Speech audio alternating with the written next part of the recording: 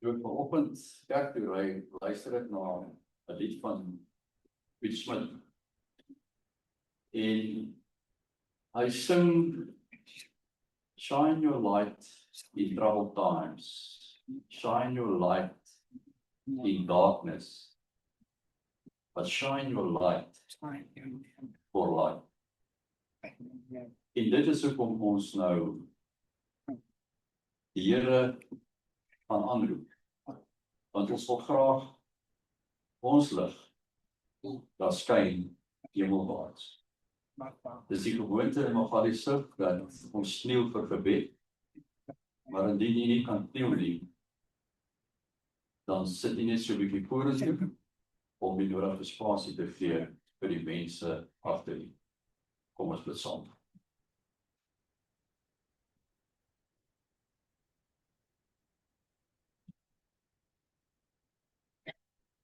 Ons dierbare en almagtige God, skepper van hemel en aarde. Soos wat daar 'n liedjie gegaan het, is dit elkeen van ons se begeerte dat ons lig nie net in donker plekke sal skyn nie, maar dat dit 'n lewenslig sal wees vir elkeen met wie ons in aanraking kom. U het ons hier geplaas in hierdie omgewing om 'n lig te kan wees. En soos wat Ilse storie gegaan het, wil ons nie wag tot op die einde voordat ons kan verdrink om u naam aan te roep. Ons wil u naam 24/7 aanroep. Want elkeen van ons gaan deur moeilike tye en ons gaan ook deur goeie tye. En ons wil nie bekend staan as 'n biddende volk slegs wanneer dit met ons goed gaan. Maar ons wil bekend staan as 'n biddende volk ook wanneer dit met ons swaar gaan.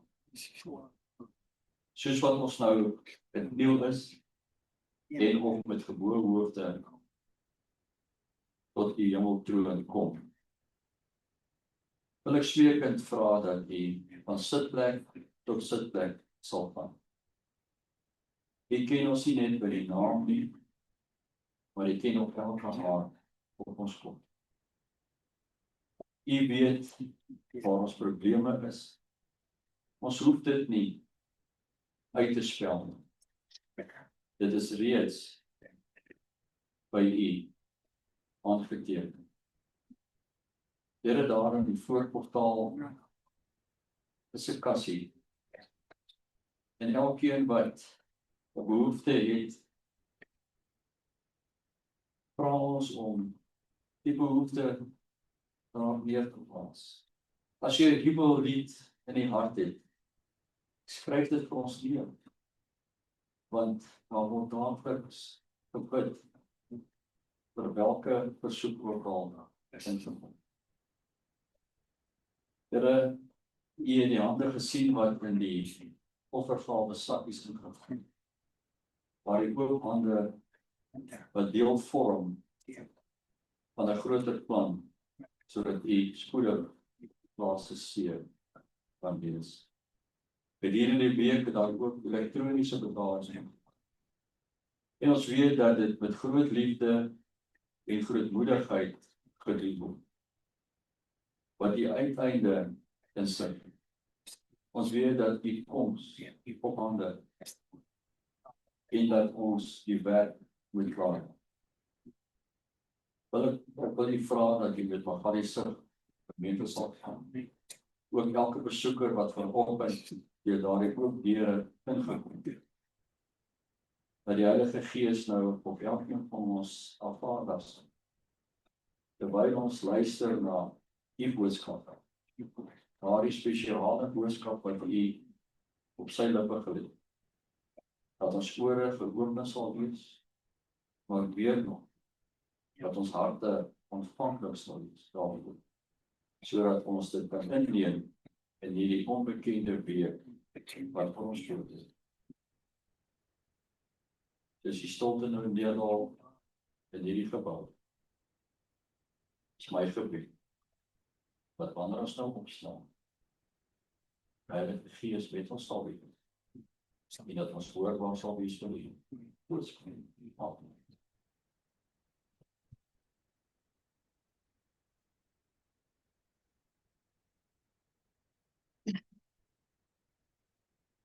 Amen.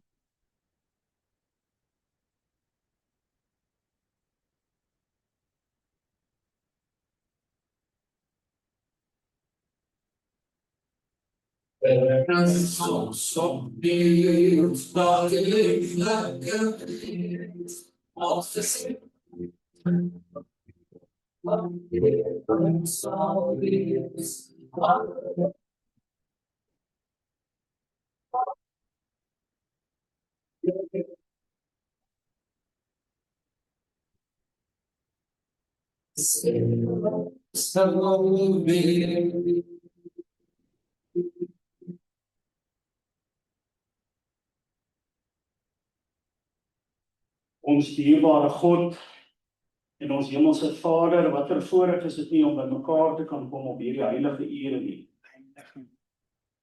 Here, die 7de dag, wat u met die skepping geseën het, en wat u met die skepping geheilig het.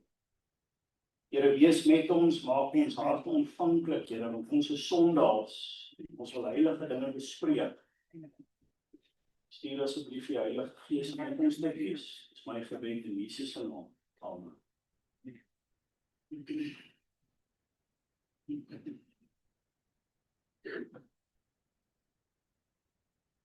Vir ons skriftuurlesing, kom ons blaai na Genesis 11 vers 31. Asseblief, dit gaan op die bord wys. Vir die van julle wat ek nog nie gegroet het vanmôre nie, baie welkom, hartlike welkom hier in die huis van die Here. Vir die besoekers, ek bid dat julle 'n dubbele seën sal ontvang vandag. En dat ons julle sommer baie meer sal sien. Genesis 11 vers 31.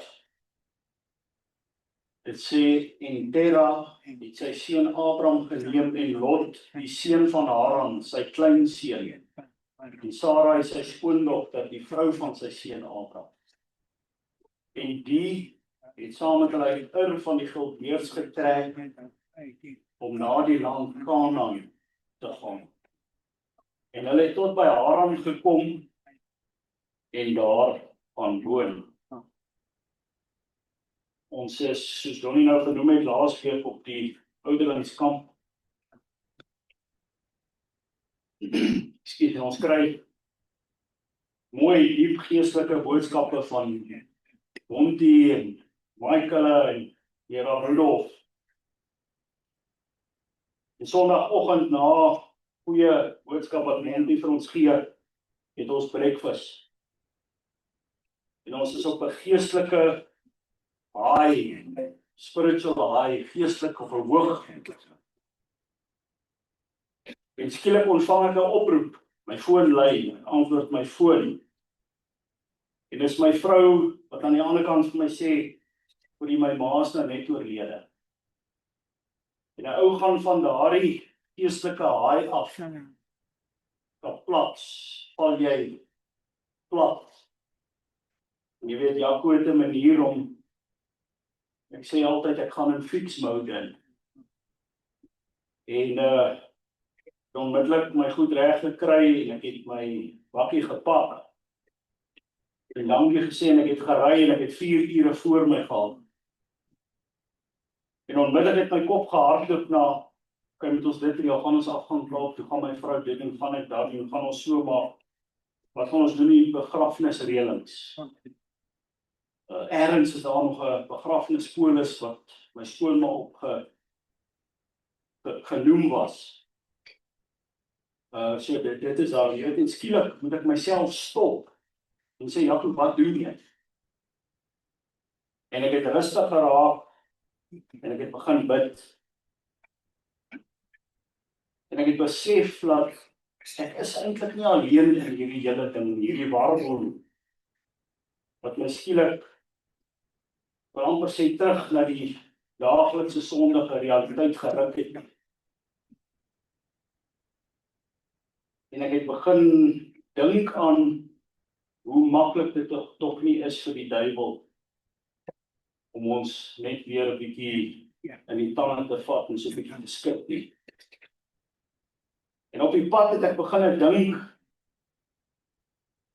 en ek het begin kyk na hoe jou vyand, die duiwel, dit met Israel te doen het. En hoe hy dit met ons doen. Wat doen hy met God se volk vandag? En wat doen hy? Wat het hy altyd gedoen met God se volk in die verlede? En ons titel vir vandag is: glo jy werklik nog aan daardie afspraak? Of is ek en jy besig met die Diensgemeente te luister? Kom ons sluit net weer die oë en ons vra die Here se nabyheid. Here, ek kom nou na U toe. Here, nou sal iemand is, U weet en ek weet, wat U waardig is om U voor te staan, Here, dan sit ek. Ja, maar ons eis die belofte waar U sê dat daar waar 2 of meer in U naam vergader, daar is U persoonlik. Ek wil vra dat U met my en deur my sal praat, Here, want kinders is nie gekom om my te sien, hulle gekom om te sien vandag. Dis my gebed in Jesus se naam. Amen. Nou, ons almal hou van, of baie van ons hou van films. Onthou leraar Tinus de Nuysen het altyd gesê 'n lekker spotskiete boomfilm. Nou vandag se dae kan ons nie meer lekker so baie films kyk nie, want ons weet dit is alles baie godlasterlik en so aan. Maar in al hierdie films was daar altyd hierdie liefdesverhaal wat aan die gang was, en daar was altyd hierdie skurk gewees, hierdie bad guy, wat altyd hierdie liefdesverhaal in die wiele wou gery het. Nou vandag wil ek hê ons moet weer kyk na so 'n liefdesverhaal. Ons het nou net gelees om na die land Kanaan te gaan. Tera, Abraham se pa, besluit vir een of ander rede om te trek Kanaan toe. Die gees van profesie sê vir ons in Patriarge en Profete dat Abraham, toe hulle nog in Ur gebly het hy die behoefte of die opdrag gekry om te trek. Dalk is dit die rede dat Tera Abraham se pa wou trek. So ons weet ook dat die Bybel sê vir ons dat Tera het net tot in Haran gekom. En daar het hulle almal saam gebly totdat Tera gesterf het. Maar ons het gesien dat sy aanvanklike doel was om na Kanaan te trek. Nou Genesis 12 vers 1, ek wil ook vir julle vra, julle is welkom om saam met my in julle Bybels te blaai. Want onthou die doel van vandag is om te kyk wat het die duiwel van ouds gemaak met hierdie belofte van God. En dan gaan ons kyk of daar nie vir ons ook 'n belofte is. En of die duiwel besig is met dieselfde dinge. Ons kyk na die volgende vers, in Genesis 12 vers 1. En dit sê, die Here het aan Abraham gesê, gaan uit jou land uit, en uit jou familie, en uit jou vader se huis, na die land wat ek jou sal wys. Die Here maak hier 'n afspraak met Abraham. 'n date soos wat die Engelsman sê. Wat was die land wat die Here hier in gedagte gehad het? Abraham het hy op hierdie stadium presies geweet waarheen hy gaan. En die Here vir hom 'n GPS koördinaat gestuur op 'n location op WhatsApp. Genesis 12 vers 4, paar verse verder sê vir ons, en toe het Abraham weggetrek soos die Here dit vir hom gesê het. En Lot het hy saam met hom laat trek. En Abraham was 75 jaar oud en sy vertrek uit Haran. Abraham het hierdie stem van God en die belofte van God gehad En vir Abraham was hierdie meer as genoeg gewees. 75-jarige man het net hierdie belofte van God. En op hierdie belofte sê die Bybel vir ons, het Abraham beweeg, want God het so gesê. En hy het dalk nou nog nie presies geweet waartoe of waarna toe en waarheen nie. Maar Abraham het beweeg. In vers 5 en 7 lees ek vir ons en dit sê, en Abraham en Sarai sy vrou en Lot sy broerskind het hy geneem en al hulle besittings wat hulle bymekaar gemaak het.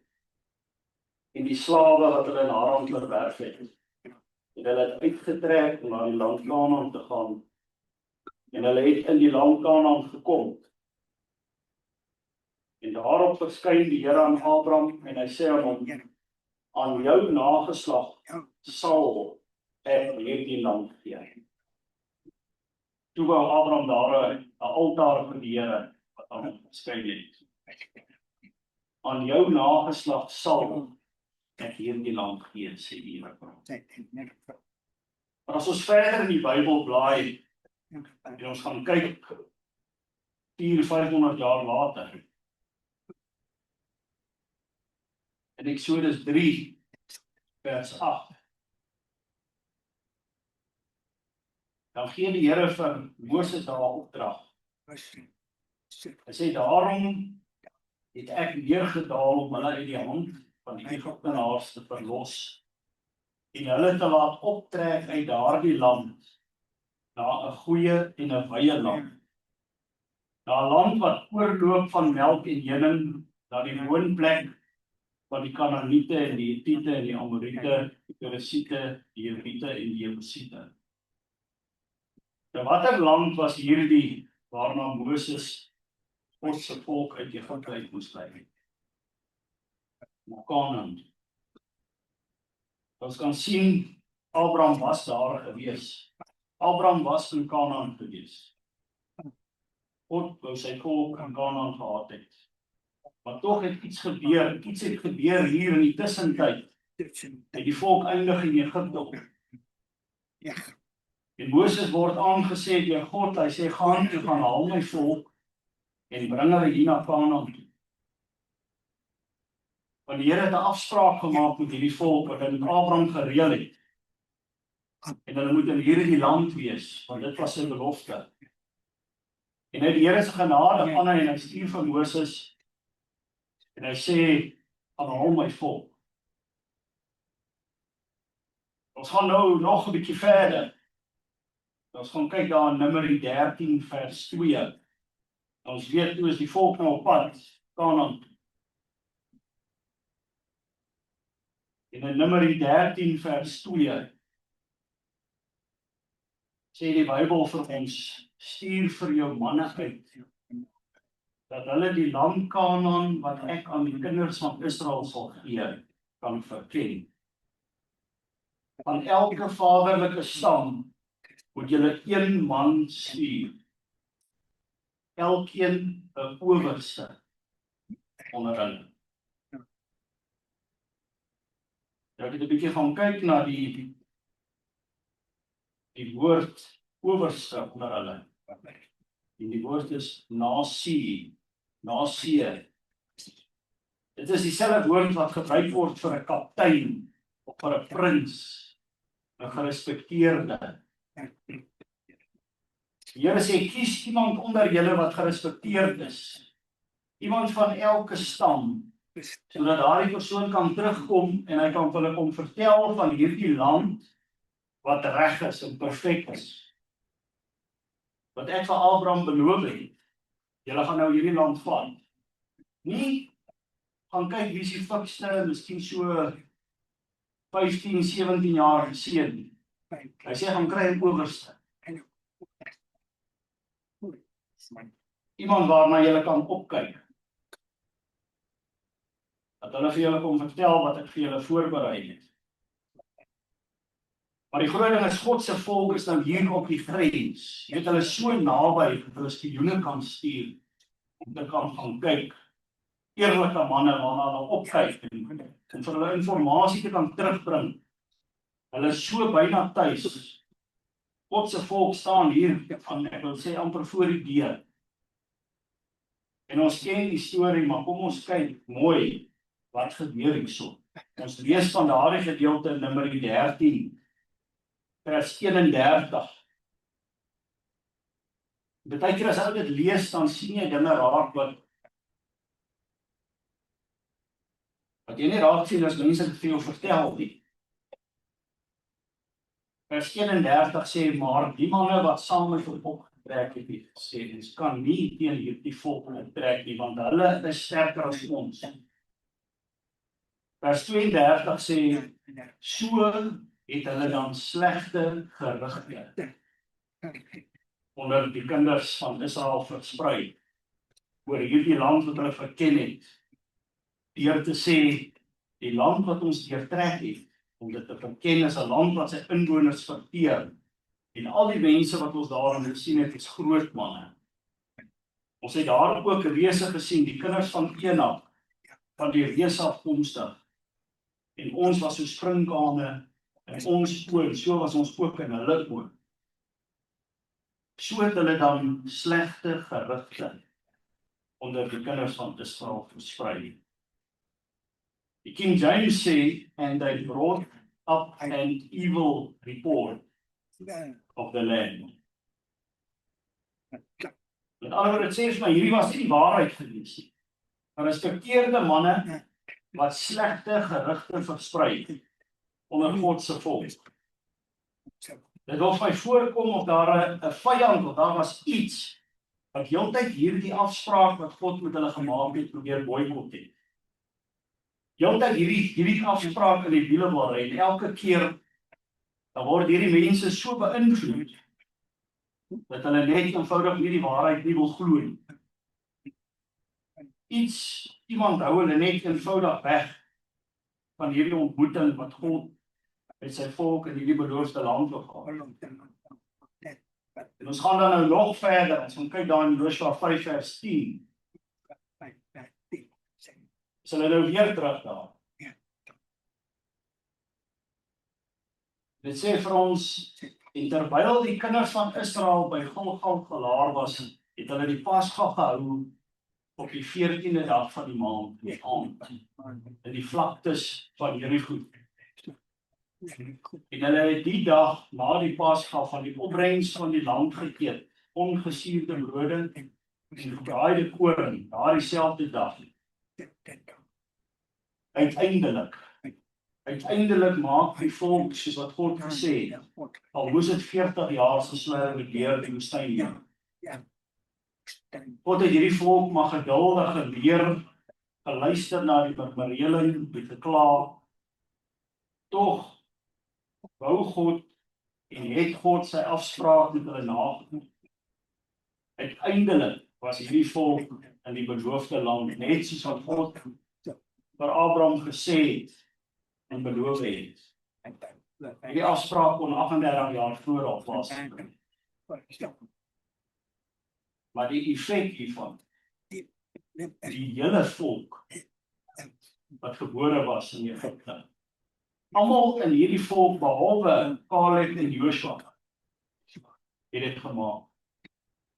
Want die hele volk het besluit, hulle gaan nie die waarheid glo nie. Ons ken die storie van Moses. Maar die res van die volk almal het besluit, hulle gaan nie die waarheid glo nie.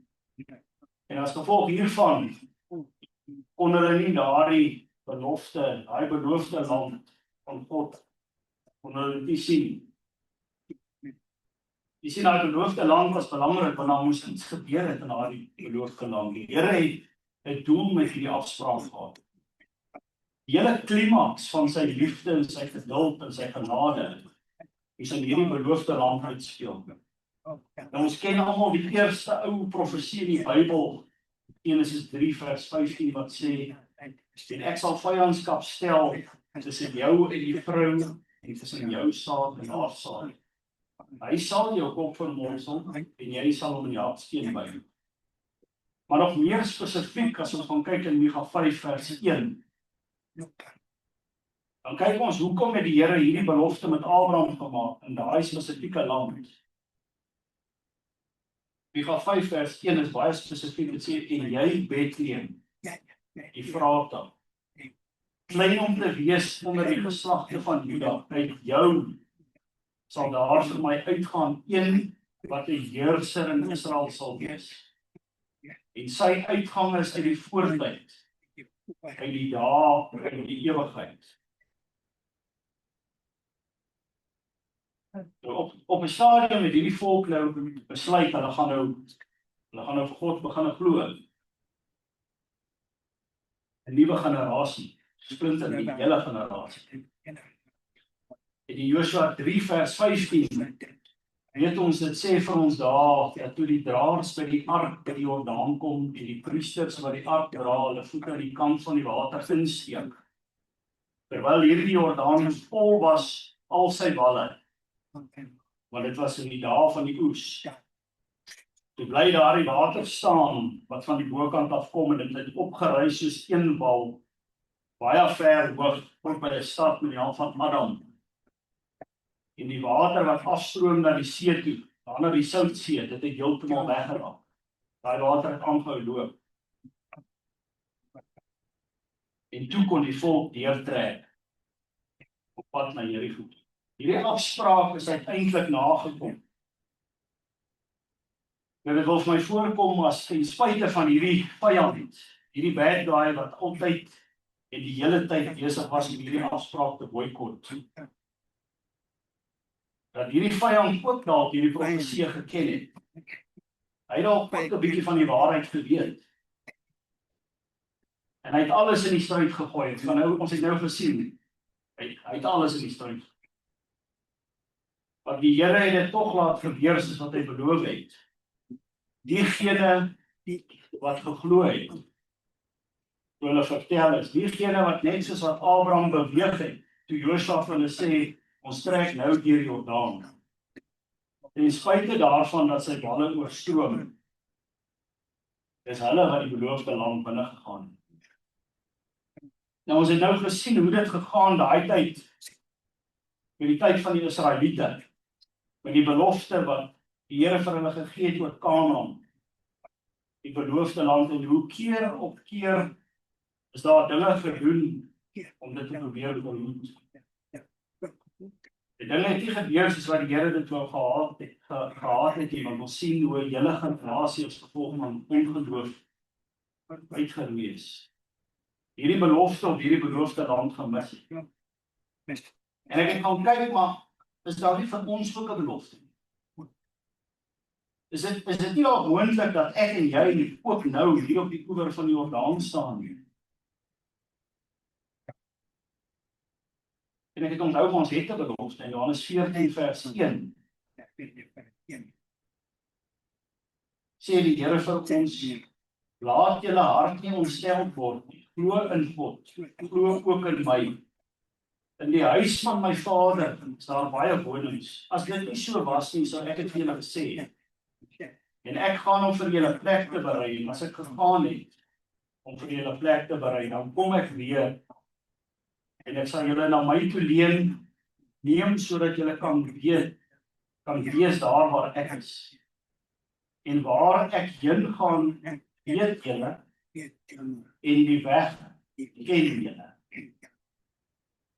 Nou hierdie klink vir my, want dit klink vir my amper soos dieselfde. Maar hier is nog 'n afspraak wat aan ons tyd vir ons geskryf is. Jesus self het hierdie afspraak gemaak. Glo in God, glo ook in my. Die Here, skepper van die heelal, maak hierdie direkte afspraak met jou en met my. En die beste van alles is, hierdie keer het hy klaar die prys betaal. Die belofte wat hy gemaak het in Johannes 3 en Genesis 3 vers 15. Dit is gedoen. Hy sal jou die kop verlos. Dit is afgehandel. Nou as gevolg van hierdie belofte wat afgehandel is, hierdie offer wat gebring is dit moontlik vir ons om hierdie afspraak na te kom as ons glo. Nou Nou ek weet almal sê vir my, ja, ek ken hierdie gedeelte. Maar ons gaan nie vandag na net vers 16 kyk nie. Ek wil hê ons moet graag kyk na vers 17 en 18 van Johannes 3. Johannes 3 vers 16 tot 18.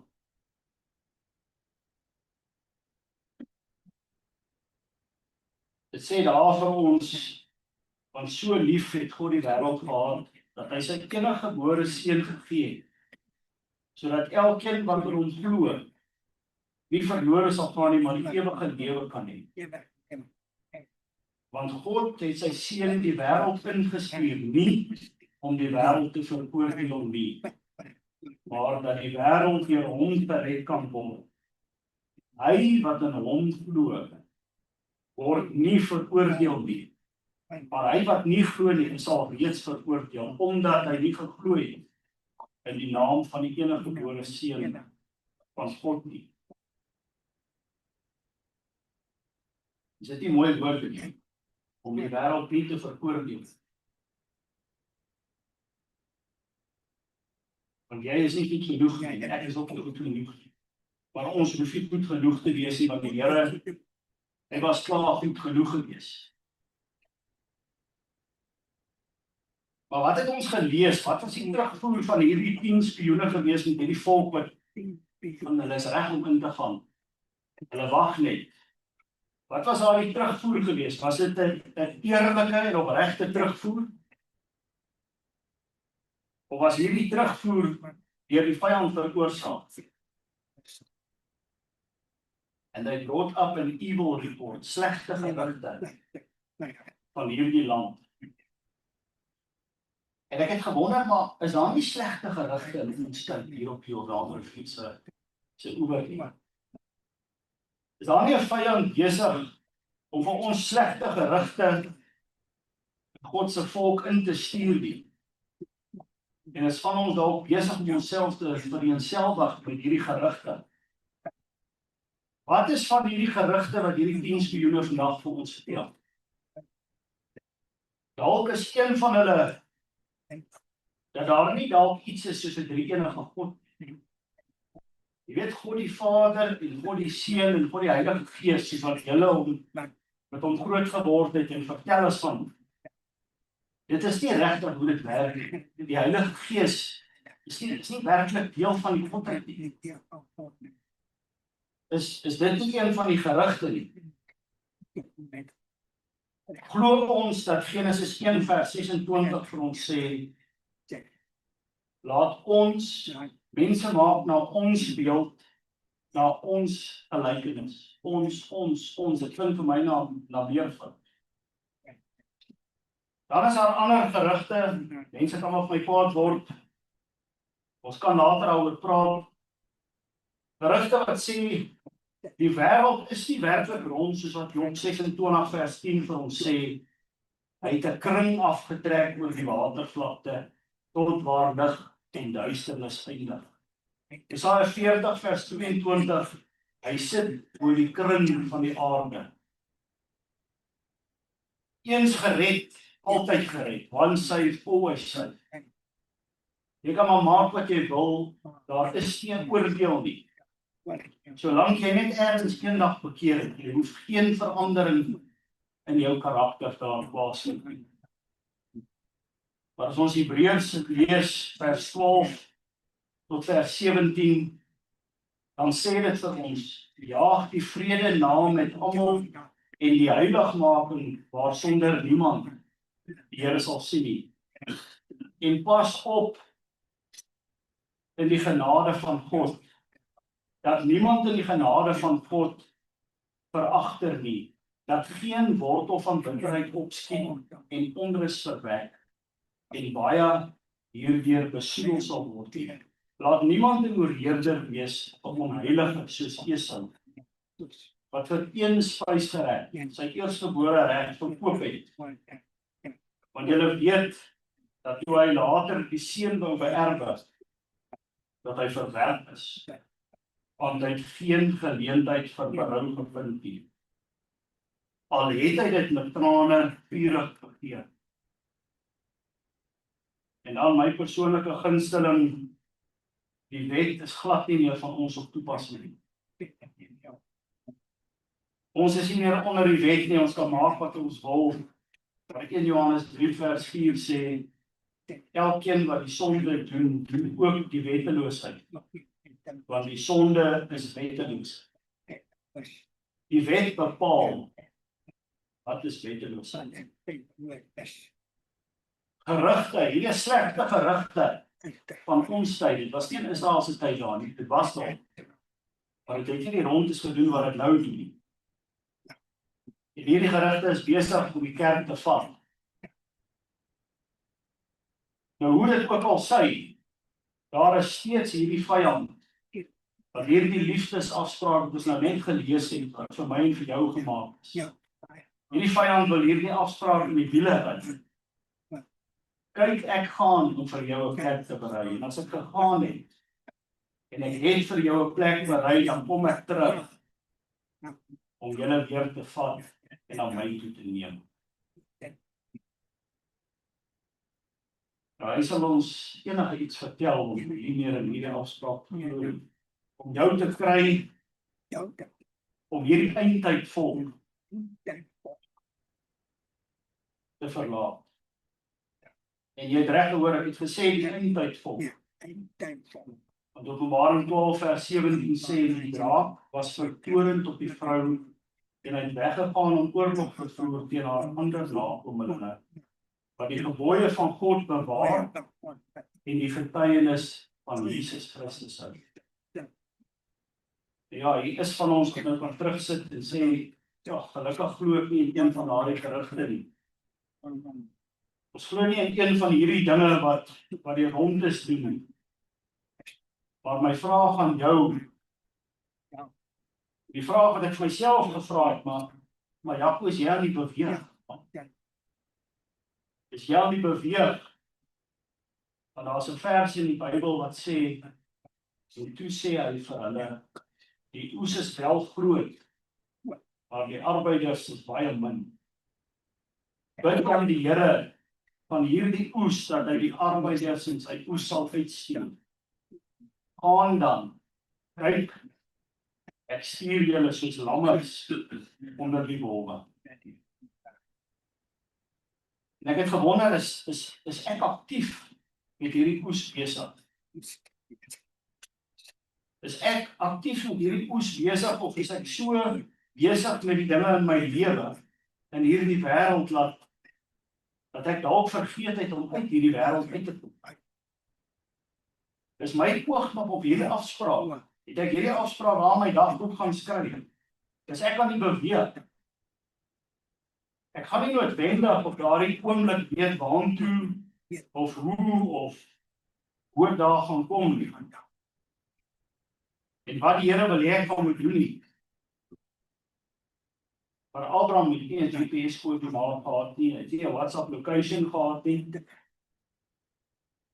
Hy het aanvanklik nie presies geweet waarheen hy gaan nie, maar hy het beweeg, want God het so gesê. Dit is my gebed, dat ons God sal nader, dat ons hom sal vra,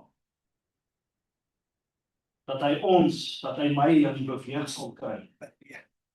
En dat ons sal vashou aan dit wat hy sê in die woord. Want as ons werklik glo, soos wat ons sê, die tyd is min, en hierdie afspraak, hierdie beloofde afspraak, is reg om die draai, dan sal ons ook ons voete in die Jordaan sit, en ons sal begin konsentreer, om hierdie werk klaar te maak. En dan wil ek vir ons afsluit, Galasiërs 3 vers 29, wat vir ons wys, dat die belofte steeds my en jou belofte is. Aan jou nageslag sal ek hierdie land gee. Galasiërs 3 vers 29 sê, en as julle aan Christus behoort, dan is julle die nageslag van Abraham. En volgens hierdie belofte erfgenaam. Amen.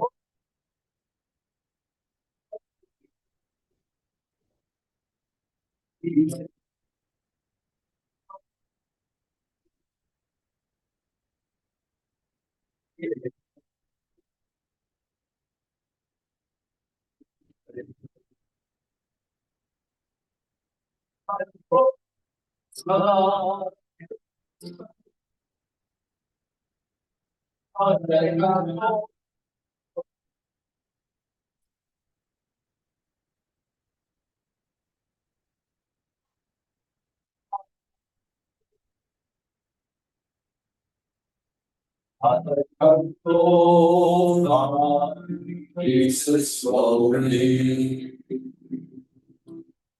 I said the word song, sing as I love. In the dark,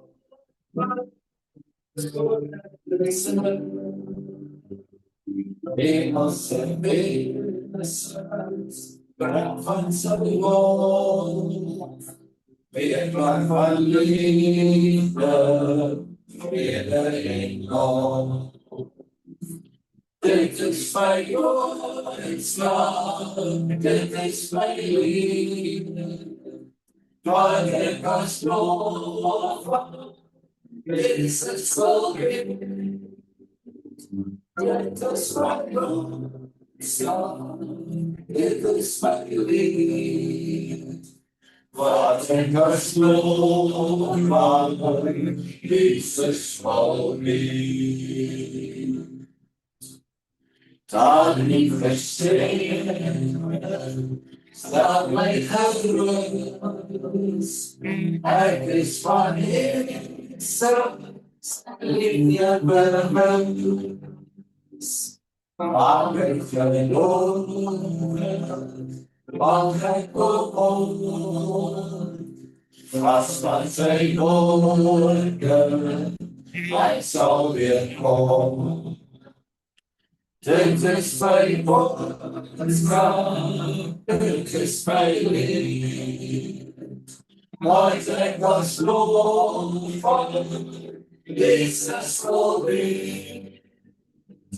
Dit is mijn Godsnaam, dit is mijn liefde.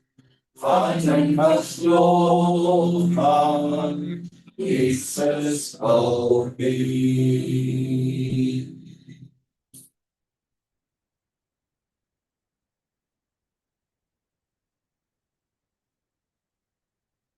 Here, ons het nou net gesien hoe 'n volk wat u destyds u volk was, Here. Here, hoe 'n volk wat veronderstel was om die wêreld die lig te wys. Here, hoe gesiene manne, gerespekteerde manne. En daardie volk gerugte versprei het, omdat hulle u belofte nie geglo het nie. Here, ons weet dat u 'n eindtyd volg. Here, ons het nou net gelees daarvan. U volk wat die getuienis van Jesus en u gebooie onderhou. Here, ek wil vra dat u met ons sal wees.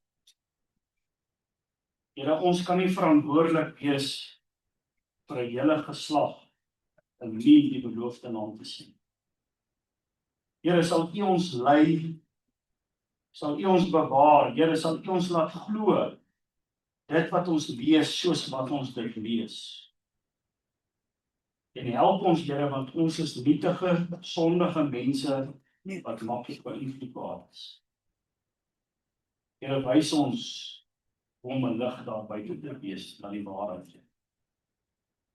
Here, dit is my gebed dat u met ons sal wees waar ons nou almal uit mekaar uit sal gaan, dat U ons sal seën en dat U ons sal veilig hou tot ons almal weer by mekaar kom om U te aanbid. Here, ek vra hierdie dinge in Jesus Christus, ons verlosser en ons koning se naam alleen. Amen.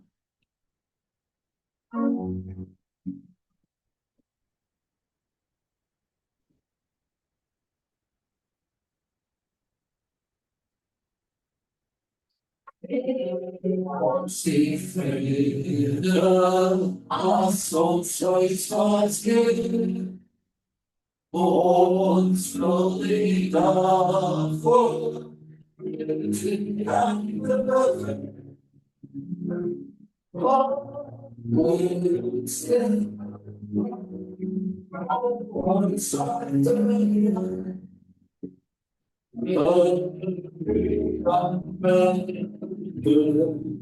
As the